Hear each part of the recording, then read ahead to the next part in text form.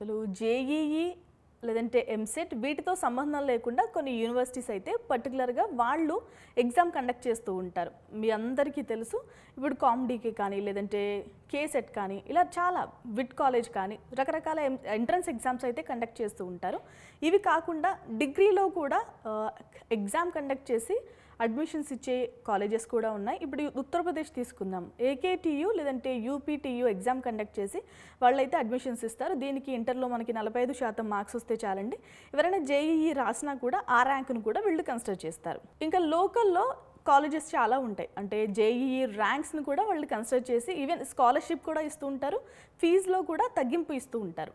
So వాటిని కూడా select చేసుకోండి. స్టేట్ లెవెల్లో లేదు, స్టేట్ దాటి వెళ్ళాలనుకుంటున్నాము అంటే ఖచ్చితంగా వాళ్ళు కూడా జేఈఈ ర్యాంక్ కన్సిడర్ చేసి మీకైతే అడ్మిషన్ ఇస్తారు. చాలామంది ఇంకా బీటెక్ చెయ్యము, మేము డిగ్రీతో వెళ్దాం అనుకుంటున్నాము, దాన్ని ఆప్షన్గా ఎంచుకుంటాము, తర్వాత గవర్నమెంట్ ఎగ్జామ్స్ రాస్తాము అనుకున్న అలాంటి నిర్ణయం తీసుకునే వ్యక్తులు కూడా ఉంటారు. వాళ్ళందరికీ గురు గోబింద్ సింగ్ ఇంద్రప్రస్థ యూనివర్సిటీ వీళ్ళైతే అడ్మిషన్ ఇస్తున్నారు. 55% మీకు ఎలిజిబిలిటీ ఉంటే చాలండి. సో ఎవరైతే 75% క్రైటీరియా అనేది మీట్ కారో వాళ్ళందరికీ ఢిల్లీలో ఉన్న ఐపీయూ లోయర్ కాలేజెస్ అనేవి అడ్మిషన్స్ ఇస్తాయి. 55% కనుక మీకు ఇంటర్లో మార్క్స్ వచ్చుంటే వీళ్ళైతే అడ్మిషన్ ఇస్తారండి. గవర్నమెంటే మనకి డిగ్రీ ప్రొవైడ్ చేస్తుంది కాబట్టి, గవర్నమెంట్ కాలేజ్లో చదివిన ఫీలింగే మనకు వస్తుంది కాబట్టి ఆల్ రైట్.